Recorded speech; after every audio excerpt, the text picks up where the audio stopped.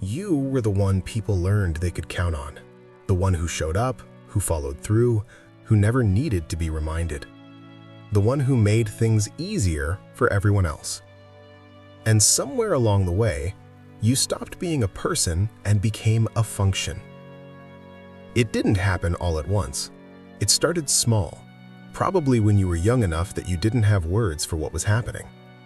Maybe you were the child who learned to be quiet when a parent was stressed, who understood, without anyone explaining it, that your needs came second to someone else's exhaustion, someone else's pain, someone else's inability to hold one more thing. You learned to read the room before you entered it, to assess what was needed and provide it before anyone had to ask. And when you did this, when you anticipated and adjusted and made yourself easy, something shifted in the people around you. They relaxed. They smiled. They told you that you were so mature for your age, so helpful, so good. And you learned that this was how love worked, that it was conditional on your capacity to not be a burden, that your value lived in your usefulness. This is how a child becomes a caretaker, not through a single conversation or a dramatic moment, but through 1,000 small interactions that teach them that their role is to make things easier, smoother, lighter for everyone else. And the child who learns this doesn't feel abused or neglected in any obvious way. They feel chosen. They feel special. They feel like the reliable one. But what they don't feel is young. Because somewhere in that process of learning to be dependable, they skipped something essential. They skipped the part where they got to be uncertain, messy, needy. The part where they got to fall apart and have someone else hold them together. The part where they got to be the one who was taken care of. So you grew up fast, not because you wanted to, but because the environment you were in required it. And there's a particular loneliness in that, in being a child who has to parent themselves, who has to manage their own emotions because the adults around them are too overwhelmed to help carry them. Psychologists call this parentification. It's what happens when a child is given responsibilities, emotional or practical, that belong to adults. When they become the mediator, the peacekeeper, the one who holds everyone else's feelings because no one is holding theirs. And here's what makes it so complicated. Sometimes the child who experiences this is also deeply loved. The parent who leans on them isn't necessarily cruel or intentionally harmful. They're often just drowning in their own pain, their own unprocessed trauma, their own lack of support. And the child who steps in to help isn't being exploited in any obvious way. They're just being human, responding to the need they see in front of them. But that doesn't change what it costs them. Because what you learned in those early years was that your worth was tied to your capacity to not need anything, that love was something you earned through service, that connection was something you maintained by being useful, steady, predictable, by being the reliable one. And so you became that. You became the person people turned to when things went wrong. The friend who always answered the phone, who always showed up, who always knew what to say. The partner who handled everything, who never complained, who made it look easy. The colleague who took on extra work without being asked, who stayed late, who covered for others. You became so good at being reliable that people stopped seeing you as someone who might also need reliability in return. And the thing is, you didn't even realize this was happening, because being the reliable one wasn't just a role you played, it became who you were. Your identity wrapped itself around your usefulness. Your sense of self became inseparable from your capacity to show up for others. Without realizing it, you built your entire life around the belief that your value exists in what you can do for other people. That if you stopped being useful, if you stopped being dependable, you would stop being worthy of love. This is the dark side of reliability. Not the reliability itself, which is a beautiful quality, a generous quality, but the way it can become a prison. The way it can trap you in a pattern where you're constantly giving, constantly showing up, constantly carrying other people's weight, while your own needs go unmet and unspoken. Because here's what happens when you become the reliable one. People start to expect it. They stop asking if you're okay because you always seem okay. They stop checking in because you never seem to need it. They stop offering help because you've never asked for it. And somewhere deep inside, you notice this. You notice that the people you show up for don't show up for you, that the friends you support don't support you back, that the love you give is rarely returned in the same measure. But you don't say anything, because saying something would mean admitting that you need something, and needing something would mean you're not the reliable one anymore.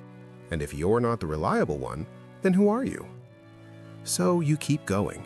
You keep showing up, keep being dependable, keep carrying more than your share. And all the while, something inside you is quietly starving. This is what psychologists call a fawn response, a trauma response where your nervous system learns that safety comes through being helpful, through pleasing others, through making yourself indispensable. It's one of the lesser-known survival strategies, sitting alongside fight, flight, and freeze. But it's just as powerful, just as automatic, just as difficult to escape. Because when your nervous system learns that your survival depends on being useful, it doesn't matter how safe your current environment is. Your body still responds as if your worth is on the line every time someone needs something. Your system still floods with anxiety when you can't help, when you have to say no, when you have to prioritize your own needs over someone else's. And so you find yourself in relationships where you're constantly overgiving, where you're the one who remembers birthdays, who plans the gatherings, who checks in, who listens, who holds space, where you're pouring yourself out for people who barely notice you're running dry. And the cruelest part is that you attracted these people on purpose, not consciously, but through the patterns you learned early on.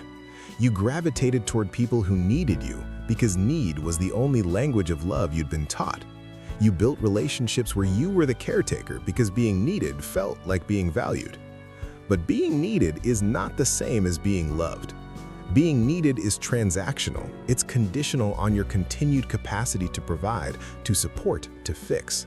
And the moment you can't provide, the moment you're the one who needs support, the relationship reveals its fragility. You've probably experienced this. The time you finally broke down, finally asked for help, finally admitted you were struggling, and the people you'd been showing up for suddenly weren't available. They were busy or uncomfortable, or they didn't know what to say. They weren't used to you being the one who needed something, and they didn't know how to handle it. And in that moment, you learned something devastating, that you had been giving to people who were only capable of taking. That the relationships you'd invested in were not built to hold you when you fell. That your reliability had been valued, but you, the person beneath the reliability, had never really been seen. This is the loneliest realization. Not that you're alone, but that you've been alone all along. That even surrounded by people, even in relationships that looked like love, you've been carrying your pain by yourself. That you've been the reliable one for so many people, and no one has been reliable for you. And here's where it gets complicated, because you can't just blame the people who took what you gave. They were responding to what you offered. They were accepting the role you presented, the role of someone who doesn't need, someone who only gives, someone who's always fine. You trained people to not worry about you. You perfected the art of seeming okay even when you weren't. You smiled through your own pain so convincingly that no one thought to ask if you needed support. And now you're angry that they believed you. But the anger isn't really at them. It's at the system that taught you this pattern in the first place. At the early environment that made you believe your needs didn't matter. At the pain that got passed down to you and that you've been trying to heal in others while ignoring it in yourself. Because that's what the reliable one is often doing, trying to give other people what they never received, trying to be for others what no one was for them, trying to create the kind of love and support and consistency that they desperately needed but never got. It's a beautiful impulse in a way, a generous impulse. But it's also a pattern that keeps you trapped in the past, trying to fix something that can't be fixed through other people, trying to earn something that should have been given freely. What saved you then now imprisons you. The capacity to be dependable, to anticipate needs, to carry more than your share. These skills protected you when you were young. They helped you navigate an environment that couldn't fully hold you. They earned you the love and approval you needed to survive. But now, they keep you locked in relationships where you're overgiving. They keep you exhausted, resentful, hollow. They keep you so focused on everyone else's needs that you've lost touch with your own. And the hardest part is that changing this pattern feels dangerous. Because if you stop being the reliable one, if you start saying no, if you start prioritizing yourself, you risk losing the people you've built your life around. You risk discovering that they only wanted what you could do for them, not who you actually are. But here's the truth that might take years to fully understand. Those people, the ones who can only relate to you through what you provide, are not your people. The relationships that fall apart when you stop overgiving were never relationships that could truly hold you. Real love doesn't require you to be reliable all the time. Real love doesn't demand that you sacrifice yourself to be worthy. Real love sees you when you're struggling and doesn't turn away. It knows you're human, knows you'll falter, and loves you anyway, not despite your limitations, but including them.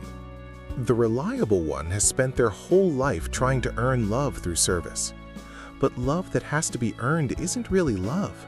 It's just another transaction, another way of being valued for what you do instead of who you are. And maybe that's the quiet grief underneath all of this. The realization that you've been working so hard to earn something that was supposed to be given freely. That you've been reliable for so many people, and what you needed all along was someone who was reliable for you. Someone who showed up without being asked. Someone who remembered. Someone who noticed when you were struggling, even when you were pretending to be fine. You needed someone to be for you what you've been for everyone else. But that person never came, or they came and they left, or they tried but couldn't hold the weight of what you'd been carrying alone for so long. So you kept being the reliable one, because it was the only role you knew, because at least it gave you a place in people's lives, even if that place was defined by function rather than connection.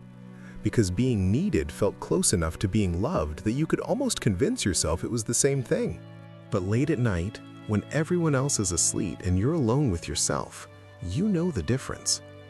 You feel the emptiness of giving without receiving. You feel the exhaustion of carrying so much that isn't yours. You feel the quiet rage at having become the person everyone depends on while you depend on no one, because you learned long ago that depending on others is too dangerous, too disappointing, too likely to end in abandonment. This is the dark side of being the reliable one. Not the reliability itself, but the way it becomes a substitute for real intimacy. The way it keeps you safe from vulnerability while also keeping you isolated. The way it makes you necessary without making you known. And maybe there's no easy answer to this. No simple way to unlearn decades of patterning. To rewire a nervous system that believes love is something you have to earn. No quick path to relationships where you can receive as freely as you give. But maybe there's something in just seeing it, in recognizing the pattern for what it is, in understanding that being the reliable one was never really about being strong. It was about being scared. Scared that if you showed your needs, if you asked for help, if you stopped performing usefulness, you would be abandoned. Not because you weren't lovable, but because the love you received early on taught you that your value was conditional. And maybe that's enough for now. Not a solution, but a recognition. That you learned to be reliable because you had to be. That it kept you safe when you were young and keeps you lonely now that you're older. That it's not your fault, and it's not a flaw, and it makes perfect sense given everything you learned about how love works. You're tired. You've been carrying so much for so long, and you deserve to be the one who's carried for a while. Not because you've earned it through service, but because you're human. Because everyone deserves to be held sometimes. Because being reliable doesn't mean you're not also fragile. You're allowed to fall apart. You're allowed to need. You're allowed to be the one who asks for help, who doesn't have the answer, who can't show up today. And if the people in your life can't handle that, if they only want the reliable version of you, then they were never really seeing you at all. You were just the reliable one, but you were always more than that. You just didn't know you were allowed to be.